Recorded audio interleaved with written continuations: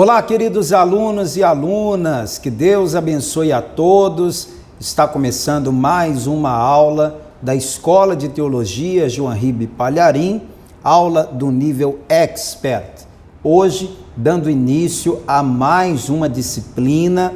A partir de agora, nós vamos estudar pneumatologia, o estudo sobre o Espírito Santo de Deus. Vamos aprender sobre o Espírito Santo, sobre o batismo do Espírito Santo, sobre os dons espirituais, o fruto do Espírito. Vai ser uma matéria muito profunda. Eu espero de verdade que você mergulhe de cabeça comigo no profundo conhecimento da palavra de Deus. Eu sou o pastor Ademir Pereira e vou te guiar nesta jornada de conhecimento na palavra de Deus. Mas é claro que antes de qualquer coisa, nós vamos pedir ao Espírito Santo que ilumine a nossa mente, os nossos corações, para que possamos aprender da palavra de Deus. Vamos orar? Senhor nosso Deus e Senhor nosso Pai Todo-Poderoso, eu te louvo, te glorifico, te exalto, porque o Senhor me deu a oportunidade de estar onde esta pessoa está agora, para levar o conhecimento da Tua Palavra, para levar o ensinamento através desse curso. E eu te peço em nome de Jesus, continue abrindo o entendimento de cada um, como o Senhor já tem feito até aqui. A partir de agora nós vamos estudar a respeito do Espírito Santo. Então, mais do que nunca, eu preciso que o mesmo Espírito que inspirou os profetas, que inspirou os escritores da Bíblia Sagrada, para que venha nos inspirar também, para que possamos conhecer mais de Ti através destas aulas. É o que eu te peço em nome de Jesus, que assim seja. Amém. Graças a Deus. Eu vou agora pedir a você que abra comigo a palavra de Deus. Eu estou aqui com a minha Bíblia na versão revista e corrigida. Você pode adquirir uma Bíblia com essa tradução para você me acompanhar. Ou então você usa a que você tiver ao teu alcance. Você vai precisar também da apostila da nossa escola. Essa apostila você obtém gratuitamente, mandando uma mensagem para esse WhatsApp que aparece na tela e solicitando a aula pelo número.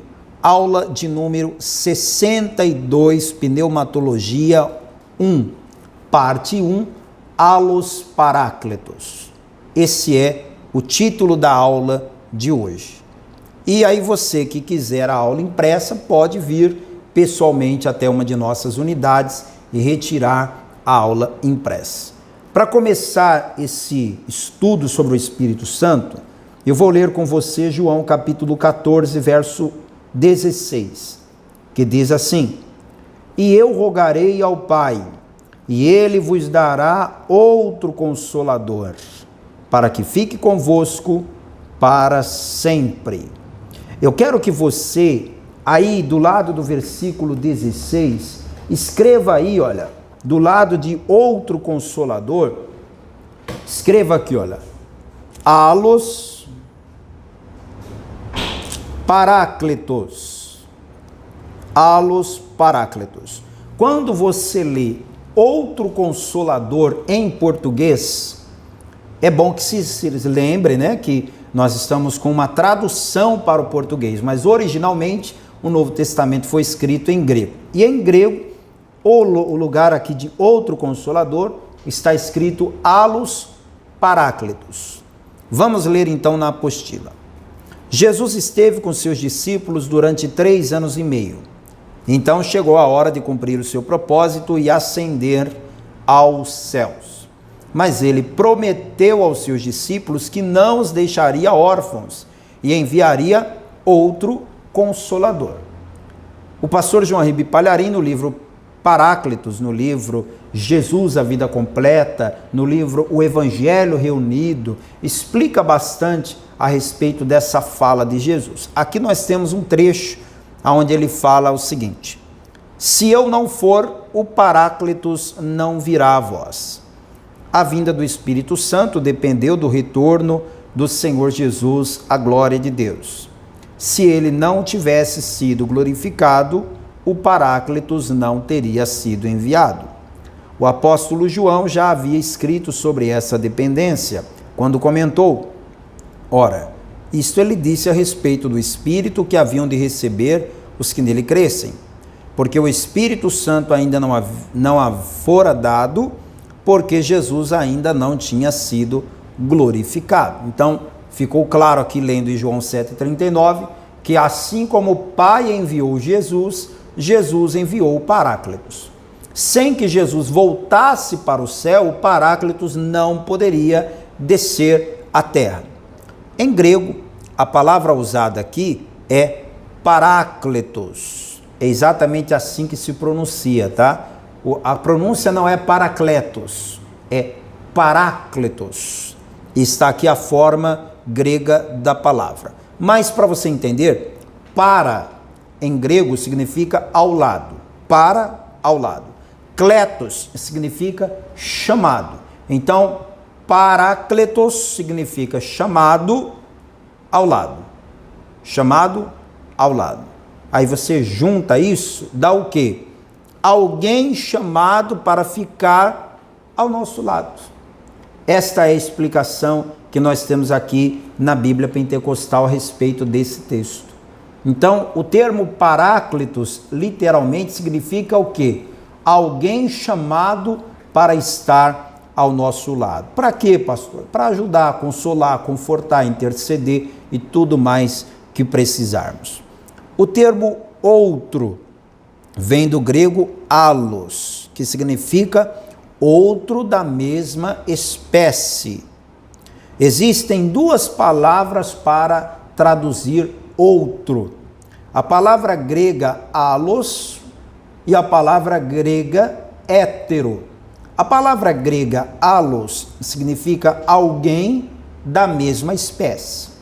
Já a palavra grega hétero significa alguém de espécie diferente. Fugindo aqui do contexto bíblico, só para você entender o significado da palavra. O que é uma pessoa heterossexual? É uma pessoa que tem um sentimento de atração por outro ser humano, outro, porém de espécie diferente. Um homem heterossexual é um homem que tem atração sexual por outro ser humano, porém que não é da mesma espécie que ele, que não é do sexo masculino, e sim do sexo feminino. Então observe que quando o escritor de João, aqui o próprio evangelista João, vai se referir ao Espírito Santo, ele usa o termo allos paráclitos. Ele não diz heteroparáclitos, ele diz allos paráclitos, o que significa que o Espírito Santo é outra pessoa. Não é a mesma pessoa, Jesus é um, o Espírito Santo é outro. Só que o Espírito Santo é outro da mesma espécie que Jesus. Assim como Jesus é Deus, o Espírito Santo também é Deus. Deu para compreender? Vamos ler na apostila? Logo, Jesus estaria enviando outro igual a ele para estar ao nosso lado. Usando o sentido mais amplo da palavra, Jesus estava enviando outro igual a ele, para ser o nosso consolador, fortalecedor, conselheiro, socorro, advogado, aliado e amigo. Jesus estava falando do Espírito Santo, o nosso allos paráclitos, o Deus que caminha ao nosso lado. E agora eu vou fazer com você uma leitura aqui do livro do pastor Joaquim Palharim, ali na página 415, onde ele comenta a respeito desse texto. O comentário diz assim: e eu rogarei ao Pai, e ele vos dará outro Paráclitos. Repare nesse pequeno trecho a presença da Santíssima Trindade. Quem está falando é Jesus. Então, Jesus, eu rogarei ao Pai, primeira pessoa da Trindade, Deus, para que envie outro Consolador, o Paráclitos. Então, Jesus, o Pai e o Espírito presentes no mesmo texto. O apóstolo João escreveu a sua parte do Evangelho em grego e no original a palavra escrita para designar outro é allos, que quer dizer outro da mesma espécie e não hétero, que quer dizer outra de espécie diferente. Portanto, o Espírito Santo é outra pessoa, porém da mesma espécie que Jesus. Não é anjo ou espírito. É a terceira pessoa da Trindade, é Deus. Muito bem. Paráclitos, o Espírito da verdade. Igualmente, a palavra escrita em grego para designar o Espírito Santo é Paráclitos, onde para quer dizer ao lado e kletos quer dizer chamado. Ou seja, o termo Paráclitos significa literalmente outro igual, chamado para ficar ao nosso lado. É comum chamar o Espírito Santo de Consolador ou Ajudador, mas em nossa língua, a palavra Consolador parece reduzir o papel do Espírito Santo a alguém que tenta apenas confortar-nos sobre a ausência física de Cristo e por termo aos nossos pesares. Já a designação de ajudador apresenta o Espírito Santo como um socorrista, acionado apenas nas horas difíceis e não para ficar o tempo todo ao nosso lado. O Espírito Santo faz muito mais do que consolar e ajudar. Ele guia, ensina, fortalece, faz lembrar as palavras do Senhor, inspira, concede dons e roga por nós e através de nós. Por isso, dada a abrangência da sua atuação, é preferível chamá-lo de Paráclitos. Na Paz e Vida, nós, uma vez que entendemos isso, não falamos do Espírito Santo como Consolador apenas. Porque se eu me refiro ao Espírito Santo como Consolador, eu estou me limitando, eu não vou dizer diminuindo, mas limitando a atuação do Espírito Santo. Se eu o chamo de ajudador, também sinto que estou limitando. Mas quando eu uso o termo Paráclitos, aí eu estou abrangendo tudo. O Paráclitos é tudo que eu precisar, ele é conselheiro, ele é ajudador, ele é amigo, ele é, enfim, tudo que eu precisar. Voltando à apostila. Diante de tantos falsos mestres, Jesus mesmo falou, lá em Mateus 24:11, que surgiriam muitos falsos mestres. O apóstolo Pedro também alertou para isso. Vamos ver aqui, segunda carta de Pedro, capítulo 2. Olha o que o Pedro falou a respeito desses falsos mestres. E também houve entre o povo falsos profetas, como entre vós haverá também falsos doutores, que introduzirão encobertamente heresias de perdição e negarão o Senhor que os resgatou, trazendo sobre si mesmos repentina perdição. Então, como infelizmente existem muitos falsos mestres, é importantíssimo que conheçamos ao Espírito Santo intimamente. E eu só vou conseguir isso através do quê? Do estudo da Palavra de Deus. Quer conhecer Paráclitos? Quer saber quem é o Espírito Santo, como ele atua, como que eu posso desfrutar da comunhão com ele? É aqui, ó, é dentro da Palavra de Deus.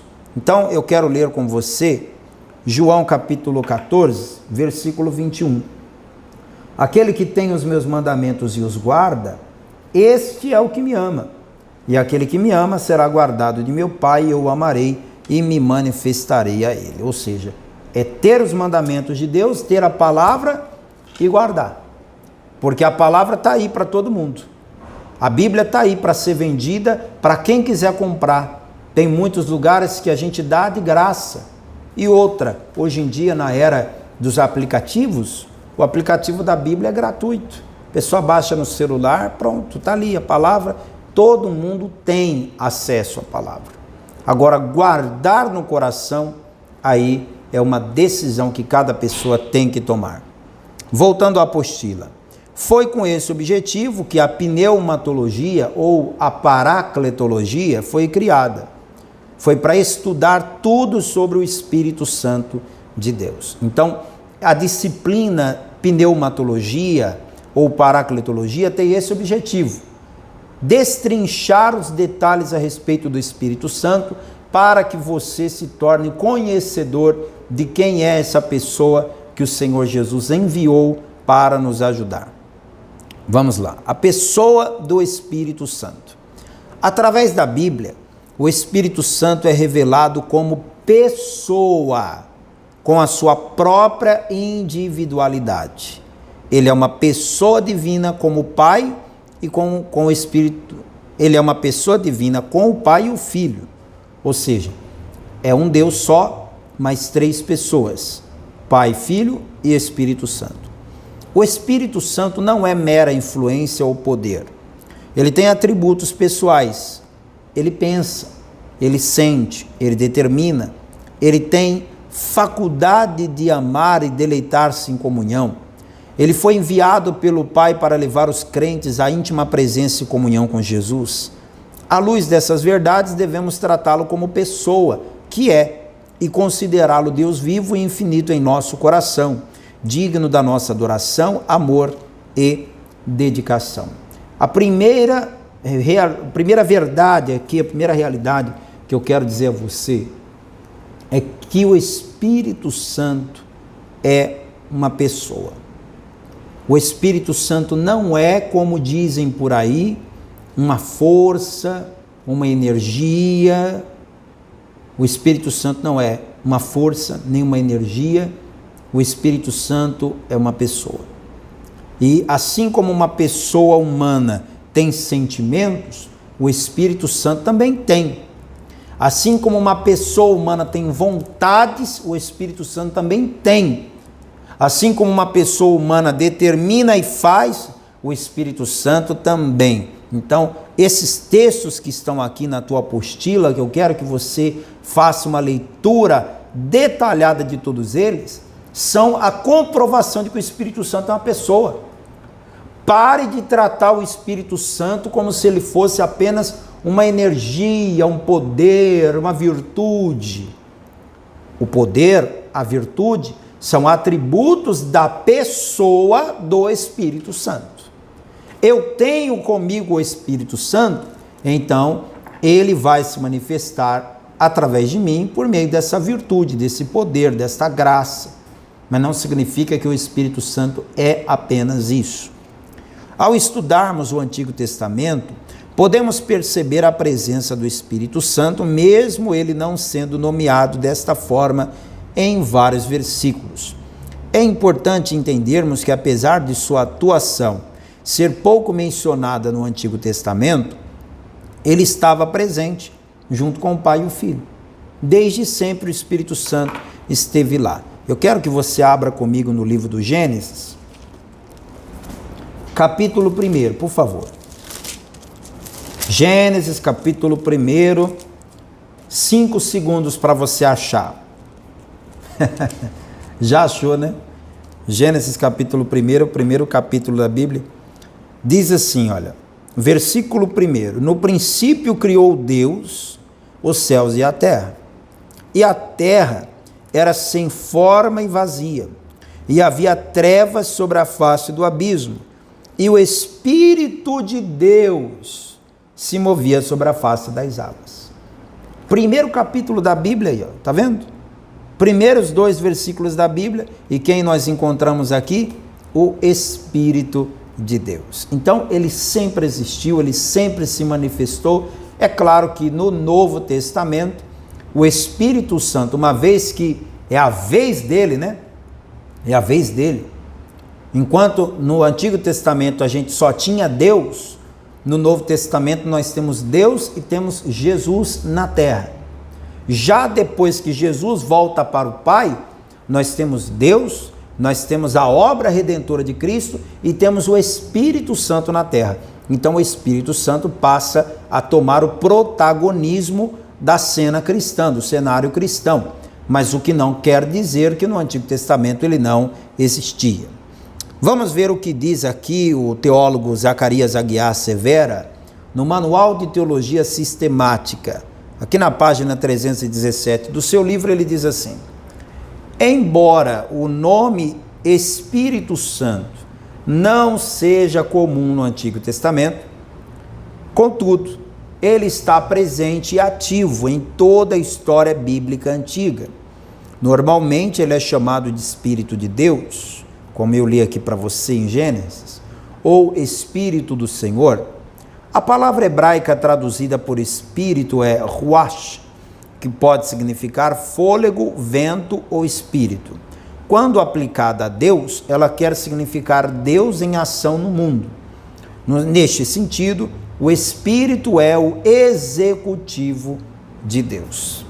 Vamos ver o que diz Isaías 63, versos 10 e 11. Por favor, abra comigo.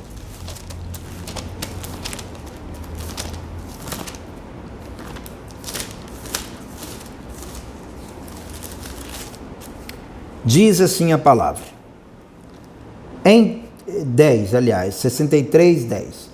Mas eles foram rebeldes e contristaram o seu Espírito Santo, pelo que lhes tornou inimigo e ele mesmo pelejou com eles. Todavia se lembrou nos dias da antiguidade de Moisés e do seu povo, dizendo, onde está aquele que os fez subir do mar com os pastores do seu rebanho? Onde está aquele que pôs no meio deles o seu Espírito Santo? Repare, Isaías 63, 10 e 11 é um dos poucos textos do Antigo Testamento que se refere ao Paráclitos com o nome de Espírito Santo, porque na maioria dos textos o termo para se referir a Paráclitos no Antigo Testamento é Espírito de Deus ou Espírito do Senhor.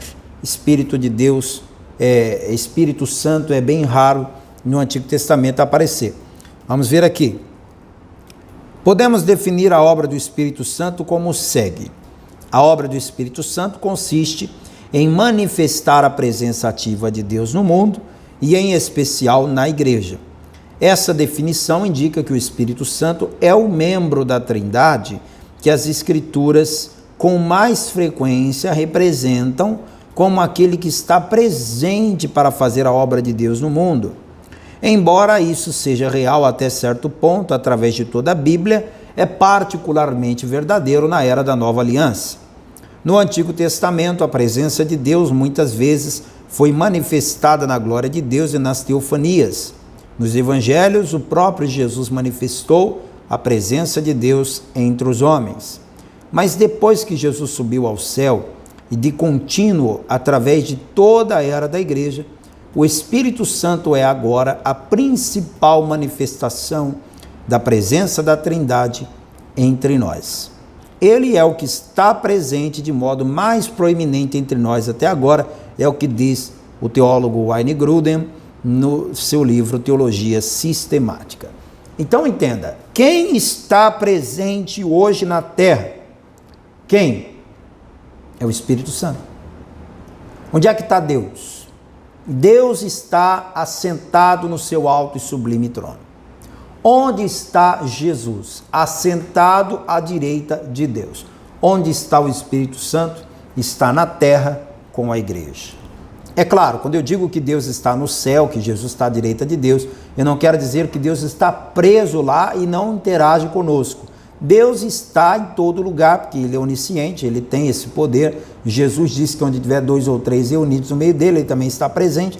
Mas quem habita na terra nesse momento é o Espírito Santo. E até quando o Espírito Santo vai permanecer na terra, enquanto a igreja permanecer na terra? A hora que a igreja for retirada da terra, o Espírito Santo também será. Ele está aqui por minha causa e vai ficar aqui enquanto eu também estiver. Vamos ver aqui alguns textos do Antigo Testamento falando sobre o Espírito Santo. Antes de ler, deixa eu explicar uma coisa para você. Hoje, o Espírito Santo é para quem crê. Quem crê, recebe. Não interessa se é homem, se é mulher, se é novo, se é velho, se exerce a obra de Deus ou se é um simples cristão. Toda e qualquer pessoa que crê e que deseja, recebe o Espírito Santo. Mas no Antigo Testamento não era assim. No Antigo Testamento, o Espírito Santo, a atuação do Espírito Santo era restrita a reis, sacerdotes, profetas, juízes. E mesmo sobre essas pessoas, o Espírito Santo não exercia uma atuação permanente. O Espírito Santo vinha sobre essas pessoas, no momento em que ele vinha, elas profetizavam, elas faziam milagres e depois ele se retirava. No meu caso e no teu, olha que privilégio. Mesmo eu não sendo rei, nem sacerdote, nem profeta, nem juiz, eu sou um simples cristão em Cristo Jesus, um simples membro da igreja. Mas uma vez que eu recebo o Espírito Santo, ele vem e faz morada, aleluia, dentro do meu coração. E vai habitar comigo, enquanto eu, é claro, permanecer na presença dele. Isso não acontecia no Antigo Testamento. Nós estamos vivendo um tempo de privilégio, porque no Antigo Testamento as pessoas não recebiam o Espírito Santo assim. Vamos dar alguns exemplos. Em Êxodo capítulo 31, verso 3, nós vemos o Espírito de Deus descendo sobre um homem chamado Bezalel. Bezalel era um escravo, assim como todos os outros homens de Israel, mas quando Deus os tirou do Egito, ele capacitou Bezalel e fez dele um artífice, escolhido por Deus para a obra do tabernáculo. Tudo que tinha no tabernáculo, inclusive aquela linda arca da aliança, foi trabalhada pelas mãos de Bezalel. Como pode, hein? Onde foi que Bezalel aprendeu essa arte? Porque se ele fabricava tijolos no Egito, amassava barro e fazia tijolos, como é que ele aprendeu isso? Ele foi capacitado pelo Espírito Santo. Josué, esse aí foi escolhido para suceder Moisés como líder de Israel. E o Espírito de Deus veio sobre ele. Gideão foi aquele juiz que com 300 homens libertou Israel dos midianitas. Juízes 6,34 diz: então o Espírito do Senhor revestiu a Gideão. Há uma história de Gideão, é assim, olha. Antes do Espírito Santo e depois do Espírito Santo. Quem era Gideão antes? Era um homem fraco, medroso, frustrado, deprimido. Quem foi Gideão depois do Espírito Santo? Um homem vitorioso, um homem vencedor, um homem aplaudido por todos. Mas o que mudou na vida dele foi a presença do Espírito Santo. Sansão foi outro juiz. Ele libertou sozinho o povo israelita dos filisteus. E como ele fazia isso? Era através do Espírito Santo. O Espírito Santo vinha sobre Sansão e ele tinha aquela força descomunal, aí ele fazia coisas que não tem explicação, como matar 1000 homens com um pedaço de osso de jumento. Tinha um cadáver de jumento lá, ele foi lá e pegou o osso e foi para cima dos filisteus e matou 1000 homens com a queixada de um jumento.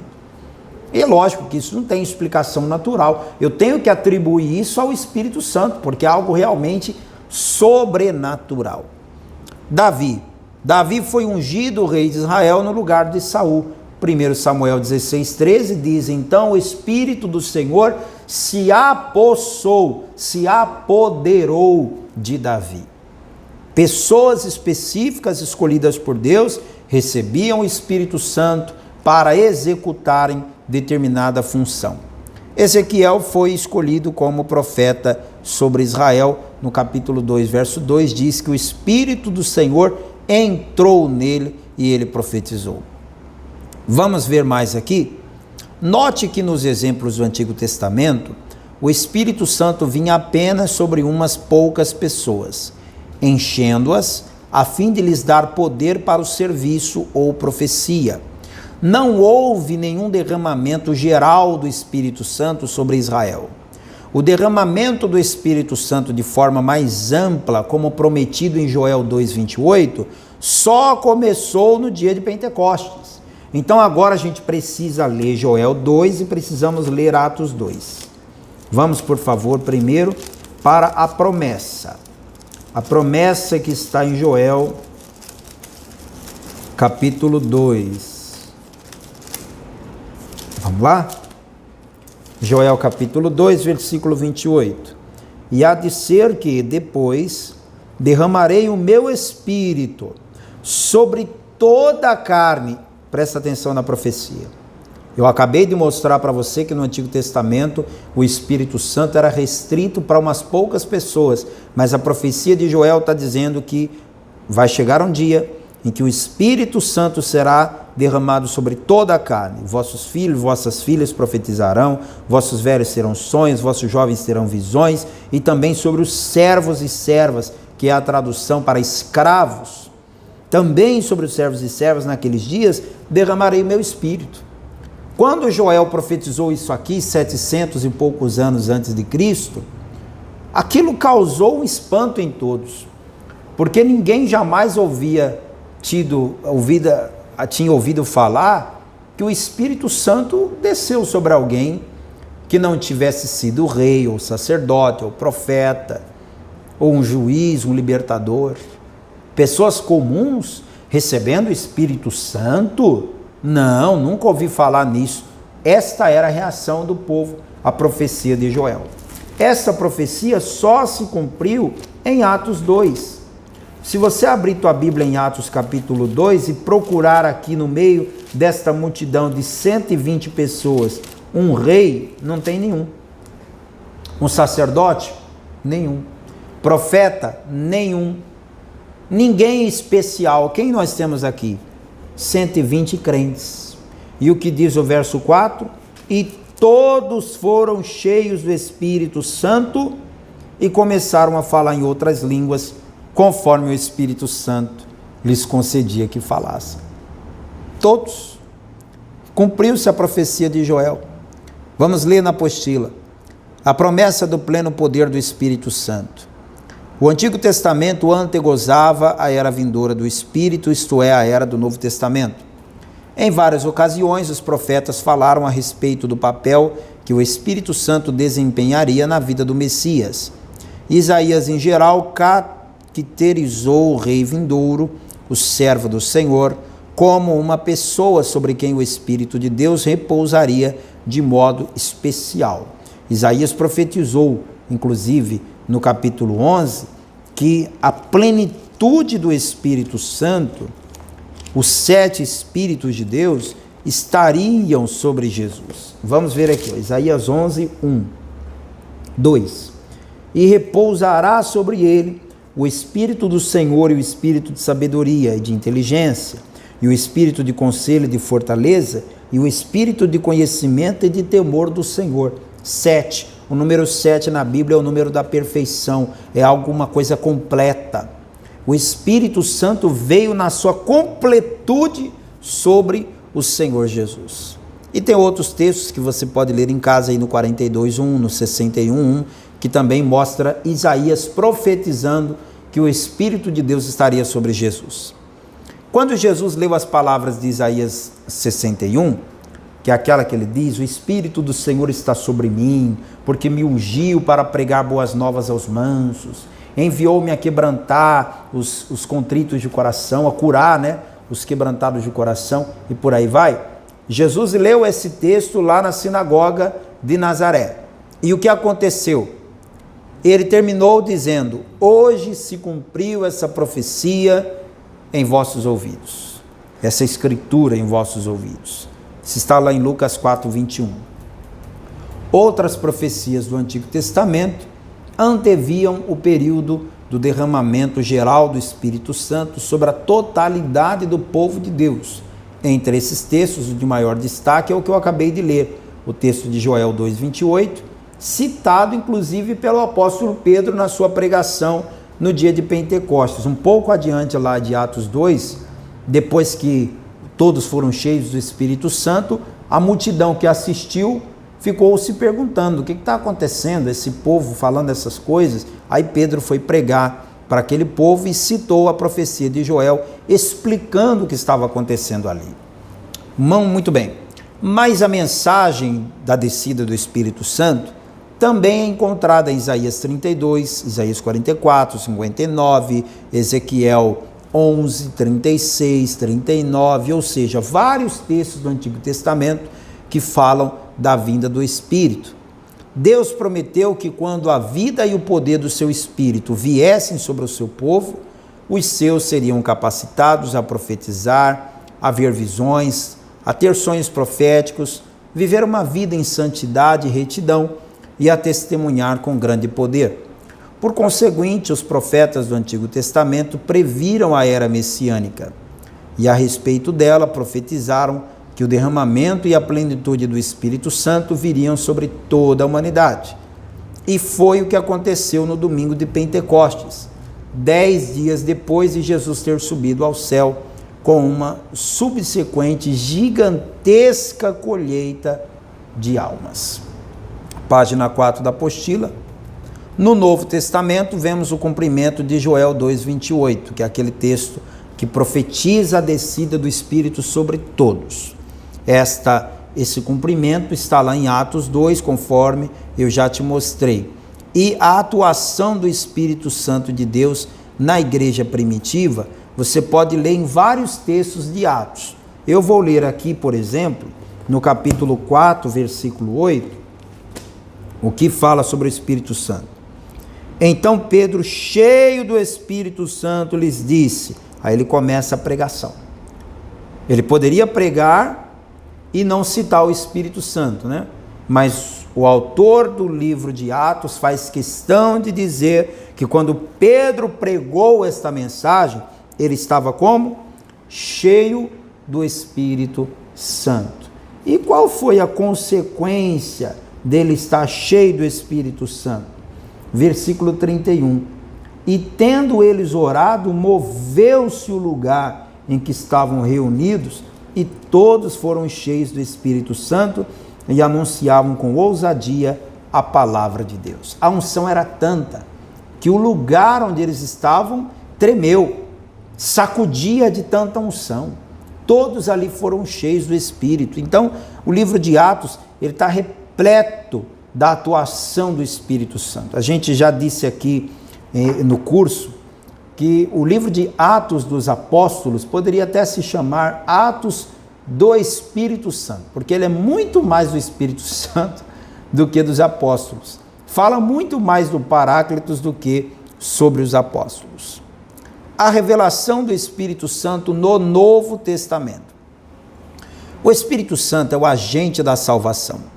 Ele convence-nos do pecado. João 16, 7, 8, Jesus disse assim: e quando o Espírito vier, ele convencerá o homem do pecado, da justiça e do juízo. Então compreenda, a função do pregador é pregar, não é convencer. Eu não convenço ninguém com a minha pregação. Ninguém. Eu não tenho essa pretensão de convencer ninguém. Eu subo no altar e prego. E antes de pregar, eu faço questão de orar pedindo ao Espírito Santo para que à medida que eu estou pregando, ele vá convencendo a pessoa. Quando eu faço o apelo e as pessoas se rendem a Cristo, eu tenho convicção de que isso não foi por minha causa. Não foi a minha eloquência, não foi a minha boa articulação com as palavras, não. O que fez o pecador vir para o altar, se prostrar diante do Senhor, foi o convencimento do Espírito Santo. Voltando à apostila. O Espírito Santo nos revela a verdade a respeito de Jesus. O próprio Cristo falou, ele vos guiará toda a verdade. Ele realiza o novo nascimento. Jesus, quando conversou com Nicodemos, disse que quem não nascer da água e do Espírito não pode ver o reino de Deus. Esse nascer do Espírito é o novo nascimento que o Espírito Santo promove dentro do pecador quando ele se arrepende. É o Espírito Santo quem nos faz membros do corpo de Cristo. Na conversão, nós, crendo em Cristo, recebemos o Espírito Santo e nos tornamos coparticipantes da natureza divina. O Espírito Santo é o agente da nossa santificação. Primeiro, ele é o agente da nossa salvação. Sem o Espírito Santo eu não sou salvo. Segundo, ele é o agente da nossa santificação. Ninguém consegue vencer o pecado, ninguém consegue se santificar sem a atuação do Espírito Santo em sua vida. Na conversão, o Espírito passa a habitar no crente que começa a viver sob a influência santificadora do Espírito.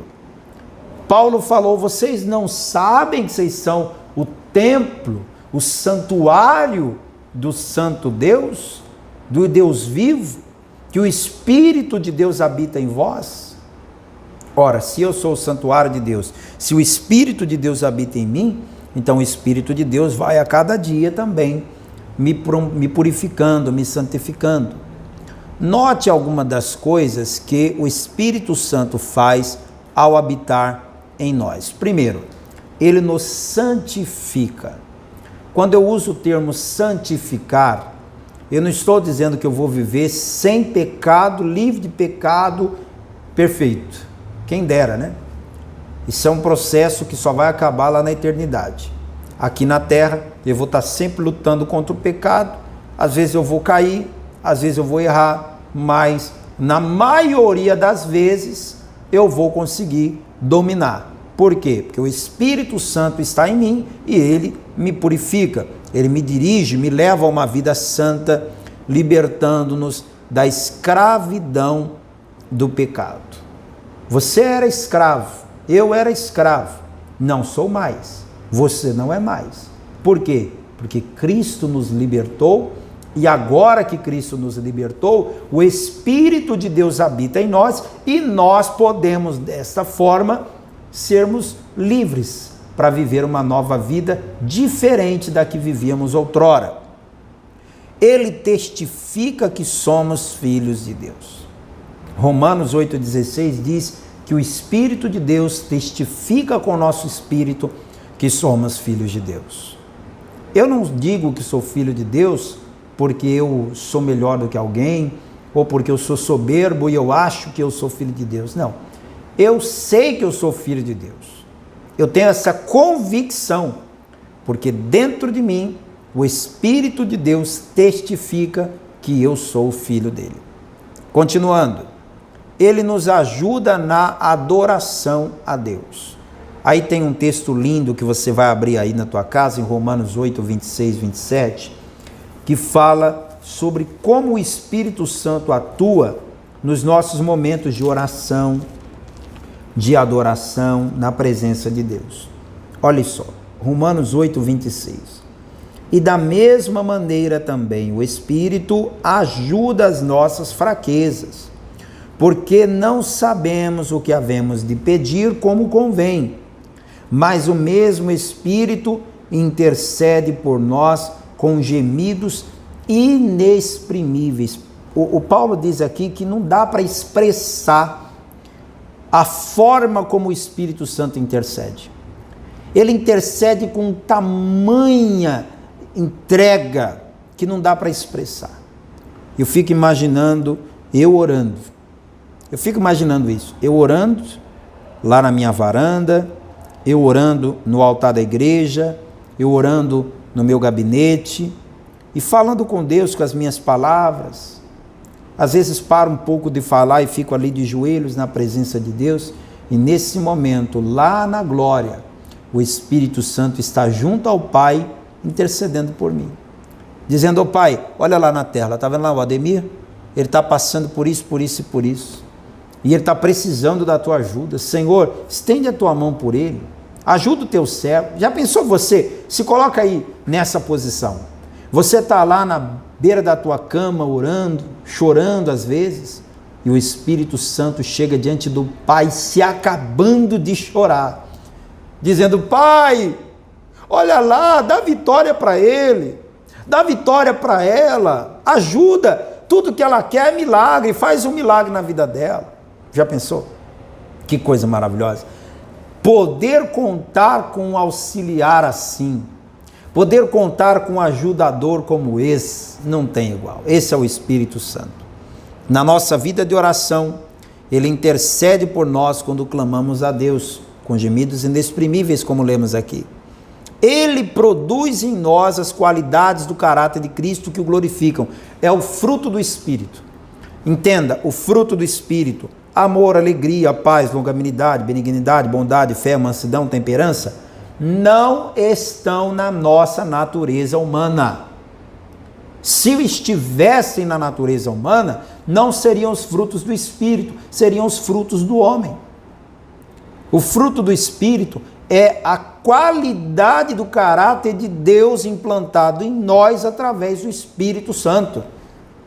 Quando eu recebo o Espírito Santo, ele produz em mim o fruto do amor.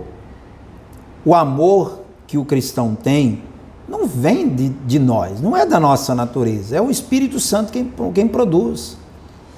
Por consequência desse amor que ele produz em nós, aí vem a bondade, vem a benignidade, vem a longanimidade, isso tudo é ele quem faz.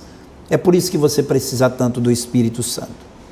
Ele é o nosso mestre divino, que nos guia em toda a verdade, e também nos revela Jesus, e nos guia em estreita comunhão com ele.